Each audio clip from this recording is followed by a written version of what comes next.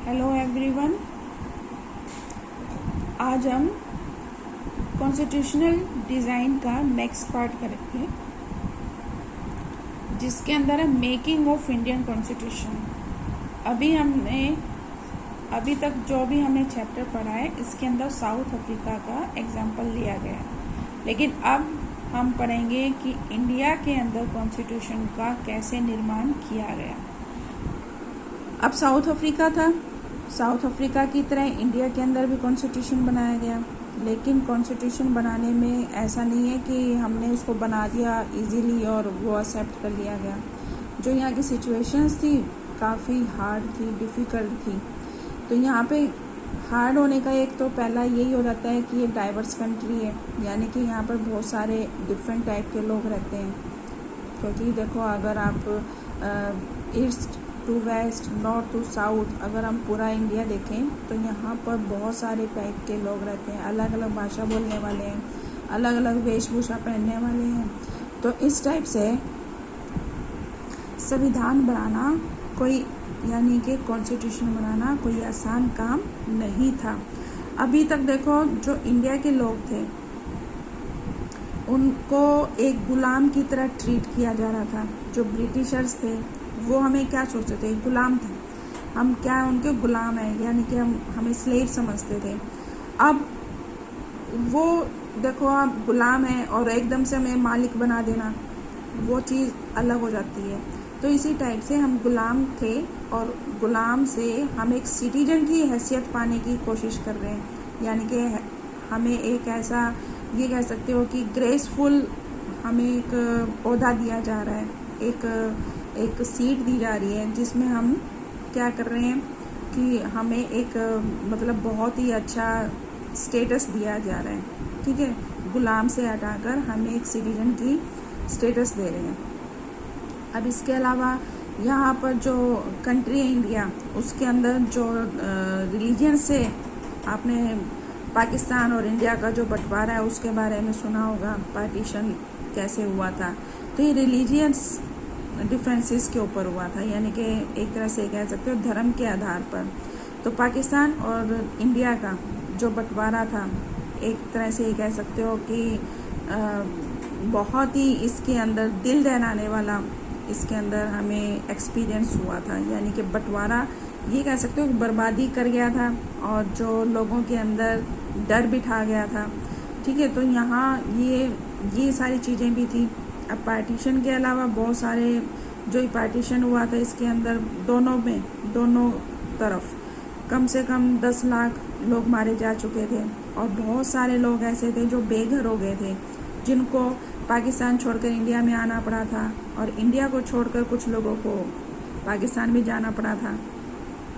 तो यहाँ क्या है, ये समस्या थी, बहुत बड़ी समस्या थी। और जो ब्रिटिशर्स थे उन्होंने ये जो हमारी प्रिंसली स्टेट्स थी, यानी कि जहाँ पर देसी रियासत थी, उनको ये आज़ादी दे दी थी कि वो भारत के साथ रहना चाहता है या फिर पाकिस्तान के साथ रहना चाहता है, या फिर वो अपने आप को जिसकी भी इच्छा हो, या फिर वो किसी में भी शामिल ना हो, ना पाकिस्तान के साथ ना इंडिया के साथ, वो अपने आप को फ्री भी रख सकता है।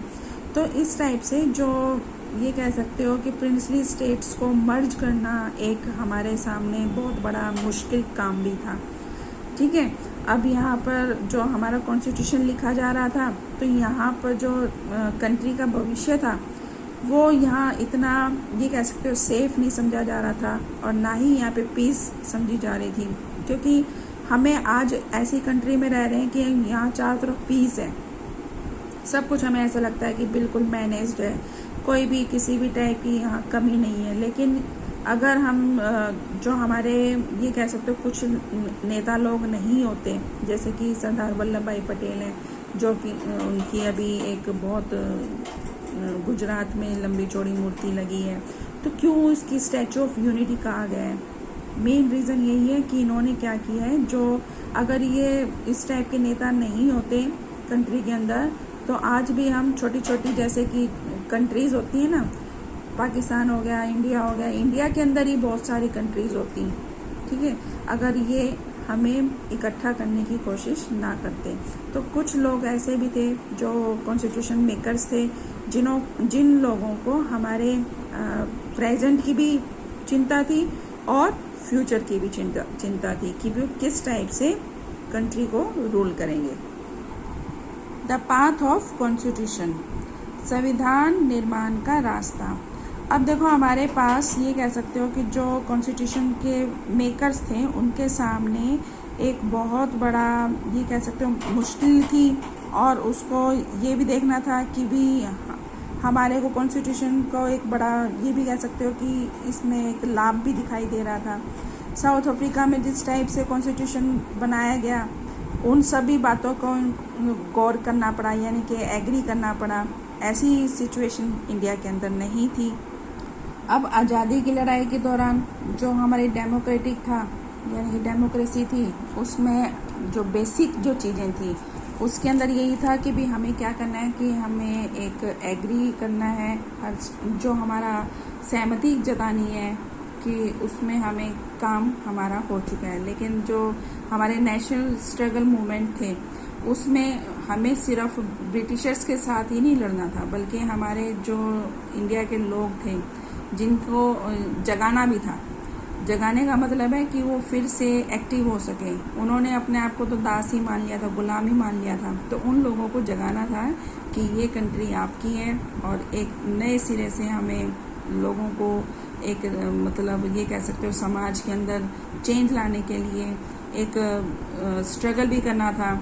और यहाँ पर भारत में कैसे वो रास्ते पे चले और कैसे आज़ादी के संघर्ष में उन्होंने कई लोगों के बीच में स्ट्रगल जब हो रहा था तो काफ़ी डिफरेंसेस भी थे, जैसे कि आप जानते हो गरम दल और नरम दल, ठीक है। तो यहाँ पे बहुत सारे लोगों को सहमति करनी थी, एक्सेप्टेड बाय ऑलमोस्ट एवरीवन। यहाँ पर हमें सभी लोगों को इकट्ठा करके रखना था, सभी लोगों की सहमति यहाँ पर लेनी थी। तो इस टाइप से 1928 में जो मोतीलाल नेहरू थे और कांग्रेस के 8 अदर लीडर्स, 8 दूसरे नेताओं ने भारत के कॉन्स्टिट्यूशन को लिखा था।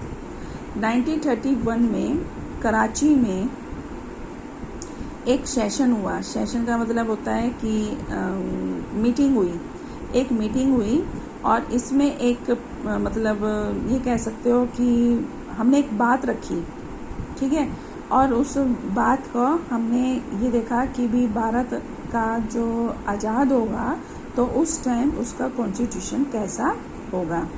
तो यहाँ पर दोनों चीज़ें थी, एक तो जो ये कह सकते हो यूनिवर्सल एडल्ट फ्रेंचाइजी भी इसके अंदर इन्वॉल्व करना था, सभी लोगों को राइट टू वोट देना था।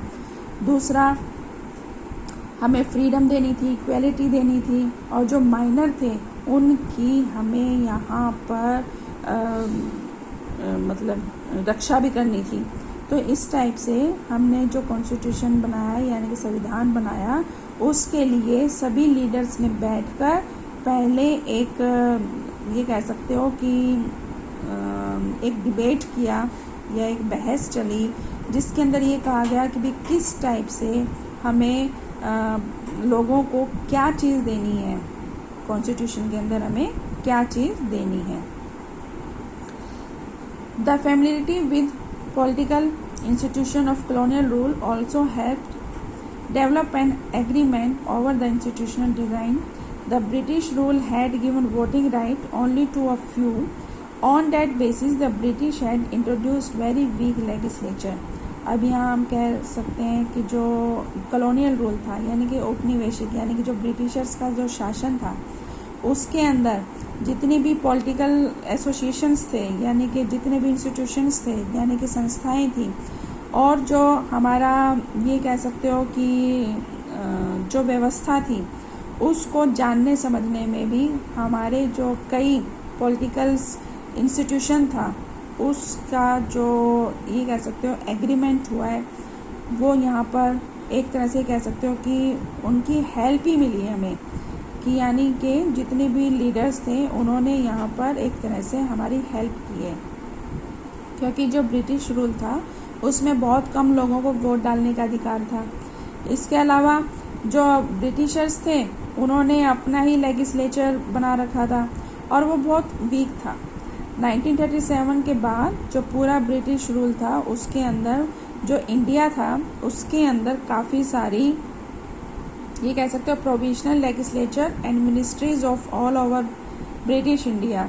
अब यहाँ पर जो ये कह सकते हो ब्रिटिश शासन वाले भारत में, जहाँ पर हमारे ऊपर ब्रिटिश लोग कंट्रोल कर रहे थे, वहाँ पर हमारे पास ये प्रोविजनल लेजिस्लेचर था, यानी प्रादेशिक असेंबलियाँ थी जहाँ पर चुनाव कराए गए थे। आपने 8th क्लास में पढ़ा होगा, मुस्लिम लीग वगैरह बनी थी इसके अंदर। तो इस टाइप से यहाँ चुनाव हुए थे, मुस्लिम्स ने अपने अलग से चुनाव किए थे, हिंदूज ने अलग किए थे। इसमें जो सरकारें बनी वो पूरी तरह से डेमोक्रेटिक नहीं थी, लेकिन जो हमारे ये कह सकते हो कि जो ऑन कहने का क्या मतलब है कि यहाँ पर जब हमने ब्रिटिशर्स के लिए काम किया तो वो एक्सपीरियंस हमारे यहाँ पर काफ़ी काम आया। ठीक है, तो यहाँ जो हमने अपने इंस्टीट्यूशंस बनाए, हमारा जो वर्किंग सिस्टम था उसको फॉर्म किया गया। तो इस टाइप से क्या हुआ कि हमारा जो नेशनल या फिर ये कह सकते हो हमारा जो भारतीय कॉन्स्टिट्यूशन था उसके अंदर बहुत सारे ग्रुप्स आ गए या फिर संस्थाएं आ गई, इंस्टीट्यूशंस आ गए। तो जिसकी वजह से एक तरह से ये कह सकते हो कि हमने जो पुरानी जो सिस्टम था ना उसको ऐसा का ऐसा एक्सेप्ट कर लिया। ठीक है, जैसा कि 1935 में जो भारत का कानून बनाया गया था, गवर्नमेंट ऑफ इंडियन एक्ट, यानी कि भारत का जो सरकार कानून बनाई गई थी 1935 में, हमने उसको ऐसा का ऐसा एक्सेप्ट कर लिया। लेकिन जब हम आज़ाद हुए, आज़ाद होने के बाद यानी कि 1947 के बाद जब हम आज़ाद हुए हैं तो उसके अंदर हमारे पास बहुत सारे ये कह सकते हो कि जो थिंकिंग था, यानी कि चिंता कर रहे थे, हम एक दूसरे के साथ डिबेट कर रहे थे, उन सब चीज़ों का हमारे को बहुत सारा बेनिफिट हुआ, यानी कि हमें बहुत सारा फ़ायदा हुआ। और यहाँ पर जो हमारे लीडर्स थे उनके अंदर इतना आत्मविश्वास आ गया था, यानी कि इंस्पायर हो गए थे फ्रेंच रेवोल्यूशन वगैरह से, जो